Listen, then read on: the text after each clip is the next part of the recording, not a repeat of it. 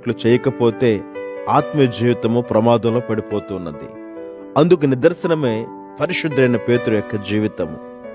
మన ప్రభు అయిన యేసుక్రీస్తు వారి శిలువ మరణమునకు సిద్ధపాటుగా గెత్సేమనే తోటలోనికి వెళ్ళి ప్రార్థన చేసే సమయంలో శిష్యులకు ఆజ్ఞాపించాడయ్యా, మీరు శోధనలో ప్రవేశించుకున్నట్లు మెలకుగా ఉండి ప్రార్థన చేయమన్నప్పుడు పేతురు మరియు శిష్యులందరూ కూడా శరీర బలహీనతను బట్టి వారు నిద్రపోవటం మనం చూస్తూ ఉన్నాం. ఆ రాత్రి ప్రార్థన లేని స్థితే ప్రభు అయిన యేసుక్రీస్తు వారిని విడిచిపెట్టి పారిపోవటానికి బాటైపోయినది.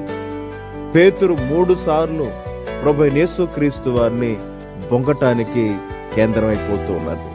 కనుక ఈ ఆత్మీయ జీవితంలో ప్రార్థన ఎంతటి కఠినమైన క్లిష్టమైన పరిస్థితులనైనా అధిగమించడానికి సాధనమవుతున్నది. కనుక ప్రార్థన చేయటంలో ఎప్పుడు కూడా నిర్లక్ష్యము చేయవద్దు.